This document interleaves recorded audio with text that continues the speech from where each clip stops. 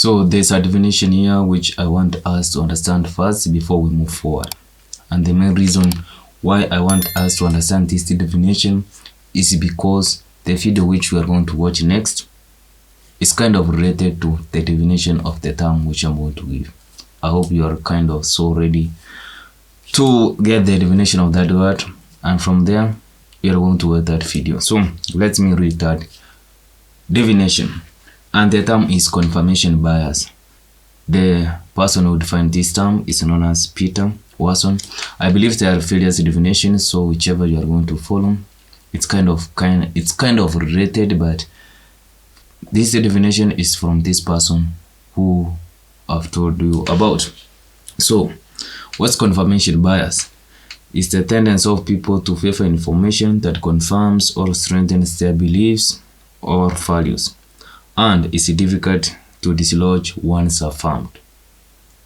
I need to repeat again. Confirmation bias is the tendency of people to favor information that confirms or strengthens their beliefs or values, and it's difficult to dislodge once affirmed.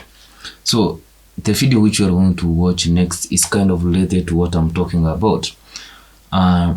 Probably our surroundings, where we grew, where we come from, or what we have experienced from friends, colleagues. This kind of tends to shape what we believe, and once a new information has come out, we tend to be not so objective, we tend to be subjective, and the main reason is we tend to kind of rely from our past experiences to make some judgments which sometimes end up not being true.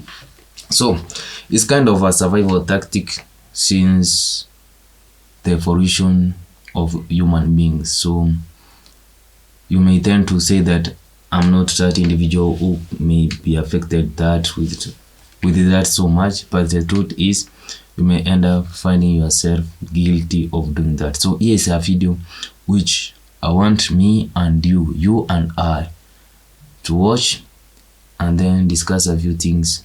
What have you been taught? And once you find yourselves in a lot of problems, you end up being, yeah, this is what I've been taught, and this is, and I have to accept it the way it is, because that's what I've been experiencing. So let's watch it. What were some of the things you were told about men while growing up? Don't trust them. Yeah, I agree with that one. What is the most surprising thing you've learned about men from your experiences? You can't trust them. Facts. Do you prefer a man who is a gentleman or a bad boy?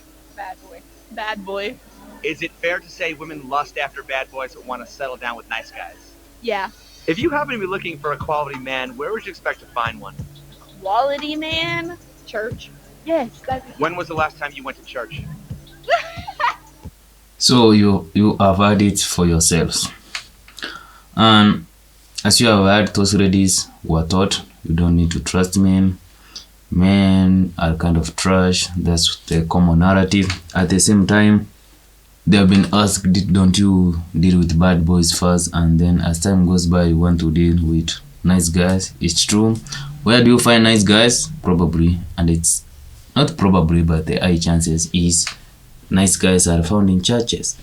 So, and there's this common saying which has been going now around so much, and it says that nice guys finish last. I tend to agree with that one.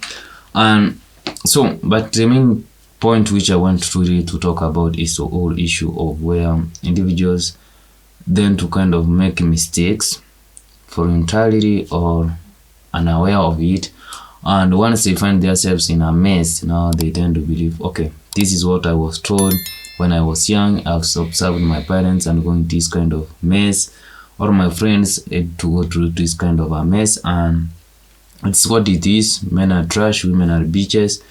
There's a society which we are now being brought up. Not we.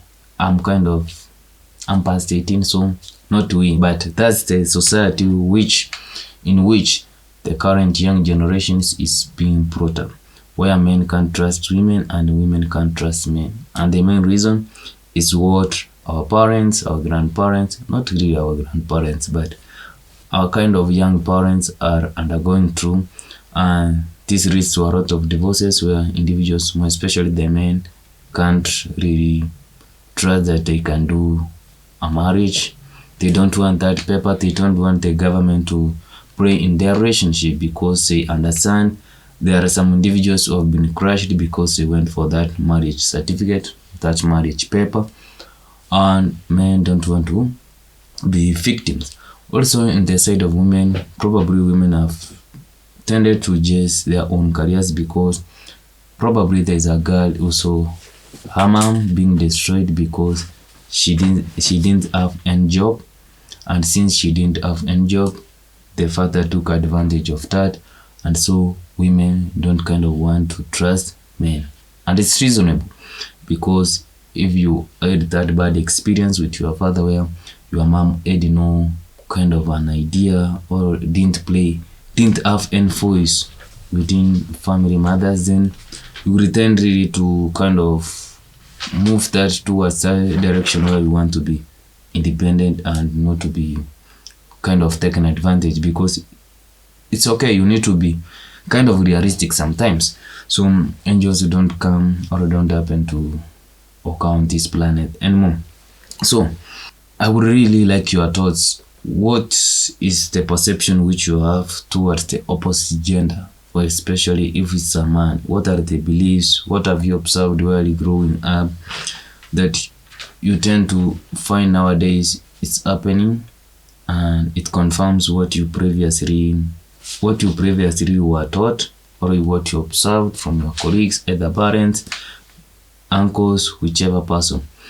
And for the male side, probably you have seen your colleagues being crushed on divorce, their kids being taken away.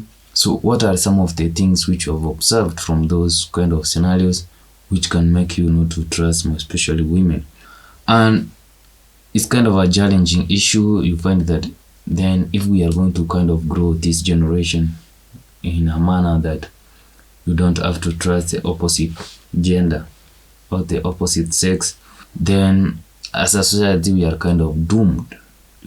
There is something which kind of holds the society together is ensuring that marriage, that's my own conclusion, marriage or a family which is like a small kingdom is more sustainable, is more prosperous. But if marriages are not going to survive, then as a society we are going to find a lot of difficulties. You are going to find of girls who are repeater, gentlemen who are repeater, and as well as it will be just a lot of chaos. So that's been my thoughts. I would like your comments. If you haven't subscribed, just subscribe, like this video for the purpose of the algorithm. It's like 16% of you are the individuals who have subscribed, and the less than 4% haven't subscribed. I would like you to subscribe because at the end of this year we need to reach 1,000 subscribers. But at the same time, it's kind of a goal, and I believe we are going to achieve it or go beyond that.